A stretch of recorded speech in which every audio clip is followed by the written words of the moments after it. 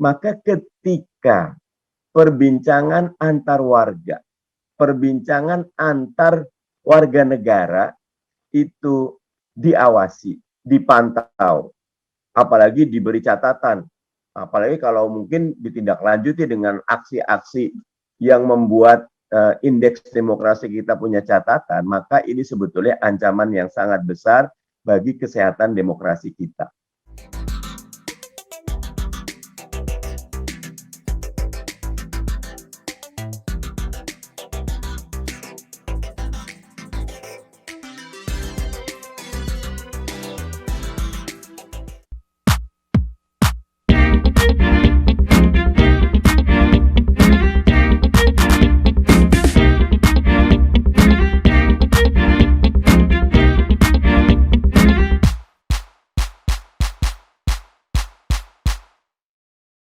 Ada orde-orde sebelum ini, kita jatuh ke pemimpin yang akhirnya harus dalam tanda kutip diganti dengan bukan proses normal, maka ketika perbincangan antar warga, perbincangan antar warga negara itu diawasi, dipantau, apalagi diberi catatan, apalagi kalau mungkin ditindaklanjuti dengan aksi-aksi yang membuat indeks demokrasi kita punya catatan, maka ini sebetulnya ancaman yang sangat besar bagi kesehatan demokrasi kita. Mestinya yang harus dilakukan adalah tadi, diajak dialog, diajak diskusi. Kalau ternyata dialog diskusi enggak ada masalah, buktikan dengan kerja. Contohnya saya menganggap proyek IKN itu kalau targetnya 2024 ini sudah bisa Istana Negara dan beberapa proyek besar harus sudah jadi, saya menyebutnya itu akan seperti proyek Roro Jonggrang yang dikebut dalam semalam, ini dikebut dalam 2 tahun. Dan apapun yang terburu-buru, nanti kalau Mas Trisno bisa kutip ya, terburu-buru itu nyuwun sewu, itu sifatnya setan gitu loh. Kita harus hati-hati gitu loh. Makanya kami PKS menolak undang-undang IKN ini karena buat kami belum saatnya, tidak relevan, tidak urgen gitu loh. Dan itu haknya kami untuk menyatakan penolakan, dan hak kami itu dilindungi oleh konstitusi gitu loh. Justru kami ingin membangun check and balance. PKS itu memposisikan sebagai oposisi yang kritis dan konstruktif gitu. Nah, karena itu ketika ada kelompok masyarakat yang setuju dengan PKS dan mengembangkan itu menjadi diskusi privat antar warga, biarkan itu ya. Jangan pernah kerangkeng pikiran ya. Ide itu punya kaki. Justru ide dibalas dengan ide. Inilah pemerintah monggo patahkan argumen PKS. Anda bilang ini proyek Jonggrang dan akan mangkrak, berpotensi mangkrak. Enggak kok, kami bisa buktikan. Kami pilih orang terbaik, kami punya kerangka hukum yang terbaik, kami punya anggaran yang transparan, buktikan. Ya memang Pak Jokowi menang, ya monggo. Gitu. Buktikan itu. Nah, jadi pernyataan yang kedua, ini berbahaya buat demokrasi. Karena membuat, apalagi disampaikan pemimpin tertinggi, presiden, membuat orang nanti takut. Ya. Walaupun ada embel-embel, ini kan teman-teman TNI Polri. Teman-teman TNI Polri, kita tidak pernah meragukan loyalitasnya kepada negara, kepada konstitusi, kepada Pancasila, kepada Bhinneka Tunggal Ika, kepada NKRI. Gitu. Sekarang Pak Jokowi yang jadi kepala negara, monggo buktikan menjadi kepala negara yang punya visi, yang mampu mensejahterakan, dan seterusnya. Poin 3 yang ingin saya sampaikan dalam kaitan ini, kenapa kok gitu, mestinya ketika perkara kecil yang diangkat, maka luput perkara besar. Ketika perkara teknis yang diangkat, maka luput perkara yang strategis dan substansial. Ketika urusan WA Group yang diangkat, maka reformasi teman-teman TNI Polri, bagaimana membangun TNI Polri yang ramah, yang merakyat, yang punya profesional, ya. Karena profesionalisme itu nanti selalu diartikan dengan well equipped, senjatanya bagus, well trained, proses trainingnya, pelatihannya luar biasa, dan well paid, ya, dan dibayar dengan atau mendapat gaji yang sesuai, itu jauh lebih substansial untuk diangkat dalam forum rapim yang sebetulnya bisa memberikan harapan yang besar ketimbang nyun sewu perkara-perkara yang sudahlah dia ruang privat, perkara kecil yang ujung akhirnya justru tidak menimbulkan semangat. Jadi wajar kalau kami atau sebagian warga mengkritik presiden kok gitu. Begitu Bang Aldi sebagai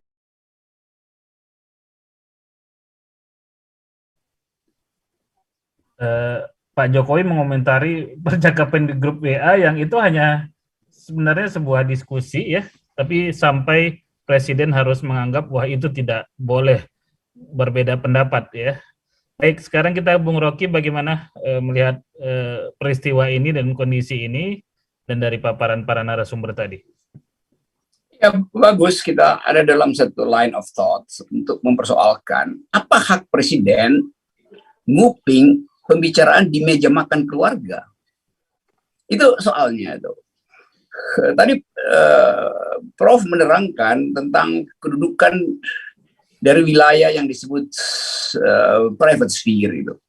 Dan kita tahu bahwa WA Group itu adalah bagian dari yang disebut private sphere, atau dalam bahasa ilmu komunikasi Habermasian disebut sebagai lifeboat, tempat di mana cultural event dibicarakan.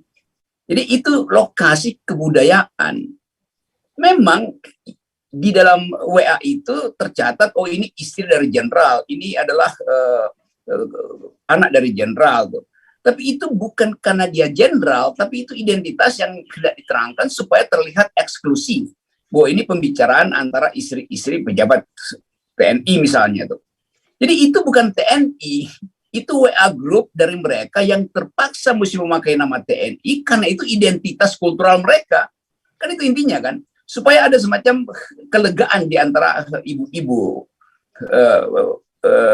penghuni cultural lifeboat ini yang disebut WhatsApp Group. Jadi itu intinya. Jadi presiden nggak paham bahwa sphere of authority presiden terhadap TNI ada di Cilangkap, bukan di meja makan rumah-rumah keluarga tentara itu. Presiden memberi komando ke Cilangkap dan mengatur pembicaraan di Cilangkap, bukan mengatur pembicaraan di WA Group yang kadang-kala itu hasil diskusi di antara suami, istri, anak di meja makan tuh. Termasuk mendiskusikan ibu kota. Jadi kalau kita sedikit, kalau saya boleh sedikit memberi keterangan akademik, psychological point of view, itu terlihat bahwa presiden masih ada di dalam tahap it, yaitu ekspresi biologis, ekspresi desire, ekspresi kekuasaan. Super egonya nggak bekerja. Mestinya presiden menghalangi dirinya sendiri untuk ngintip WA Group mak-mak. Itu nggak sopan sebetulnya tuh. Jadi desain batin dia itu kacau. Nah kalau kita mau terangkan mengapa presiden walaupun dia tahu ada pembicaraan yang tidak menyenangkan dia soal ibu kota, tapi kenapa dia mesti ekspresikan itu di dalam rapat atau pertemuan dengan TNI? Mengapa mesti ditegur? Ini masalahnya tuh. Jadi saya ambil kesimpulan presiden udah ketagihan kekuasaan sehingga dia mau kontrol semua. Itu bahayanya sebetulnya. Coba kita lihat kontras beritanya itu.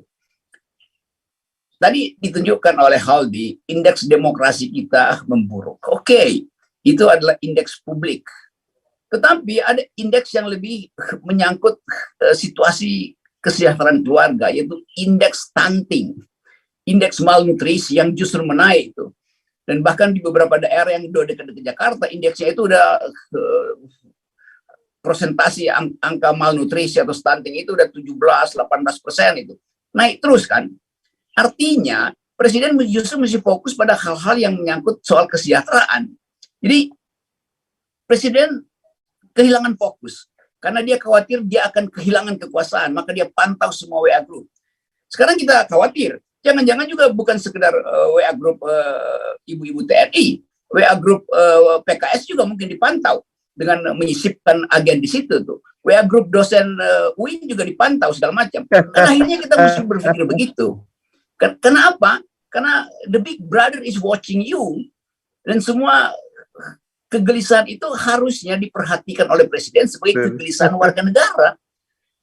Kan pemindahan ibu kota nggak ada urusannya dengan disiplin militer. Itu keputusan politik yang tidak ada hubungannya dengan pertahanan dan keamanan. Kan memindahkan ibu kota. Lalu keluarga mulai menghitung apa ongkos batin, ongkos kultural, ongkos sosial dari pemindahan itu. Anaknya mungkin dia hitung nanti 2 tahun lagi, anaknya terpaksa mesti pindah. Padahal si anak itu ingin meneruskan sekolahnya di Jakarta, tapi keluarga mesti pindah, maka dirundingkan di meja makan. Jadi terlarang presiden nguping pembicaraan keluarga di meja makan. Itu nggak sopan itu. Ini soal penting. Tadi saya balik lagi tadi pada fakta bahwa malnutrisi, stunting, kekurangan gizi, itu naik terus angkanya. Apa yang dilakukan oleh presiden? Nggak ada. Oke, kita tanya, apa yang dilakukan oleh misalnya kantor sekretariat presiden, KSP. Hari ini KSP sibuk untuk memantau mengapa harga tiket di Mandalika itu tidak terjual habis. Jadi bayangkan, institusi negara terlibat di dalam jual beli tiket di Mandalika. Apa urusan KSP dengan harga tiket di Mandalika? Karena mau dimobilisasi supaya ASN ikut beli tiket di Mandalika tuh, supaya event balapan internasional itu diisi oleh orang tuh. Jadi kita kehilangan sebetulnya keadaan bernegara yang ada tata keramanya tuh, atau bahkan ada strukturnya, ada meritokrasinya tuh, ada teknokrasinya tuh. Ini yang kita anggap sebagai awal dari kecemasan ini. Sebetulnya kalau kita rumuskan secara satu bahasa atau dalam satu pikiran, presiden kehilangan kemampuan untuk mengendalikan egonya tuh. Itu ego untuk mengatur. Kenapa? Karena super egonya nggak bekerja. Ini bahayanya. Jadi presiden sekarang mesti didampingi oleh psikiater, oleh psikolog gitu. Karena bahaya sekali setiap kali kita mau bikin sesuatu, kita takut jangan-jangan presiden lagi intai pembicaraan di ILT itu. Jadi buat apa kemampuan kita untuk saling percaya pada manusia tiba-tiba diintervensi oleh sphere of authority. Sphere of privacy kita diintervensi oleh sphere of authority. Nggak boleh ada itu. Jadi saya membayangkan misalnya bahwa ibu-ibu itu akhirnya mak mulai saling ngirim SMS mungkin supaya nggak terdeteksi di WA group. Oke, kita bikin WA group lainnya dengan nama yang lain tuh. Jangan lagi pakai nama atau grup yang ada aspek TNI-nya tuh. Akhirnya mereka sembunyi sebetulnya. Jadi bagian ini akan menyebabkan seluruh informasi mengalami distorsi. Ini yang disebut sebagai distorsi dalam komunikasi karena ketidakjujuran sistem pengawasan itu. Jadi equality di dalam kasus ini berakhir karena presiden langsung menegur di depan publik. Dan bayangkan misalnya setelah presiden tegur, apa yang terjadi? Pembicaraan pagi hari di kalangan ibu-ibu, wah gue ditegur nih, gue nggak enak nih, aku left ya dari WA group. Lalu semua jadi parno. Padahal yang parno adalah presiden.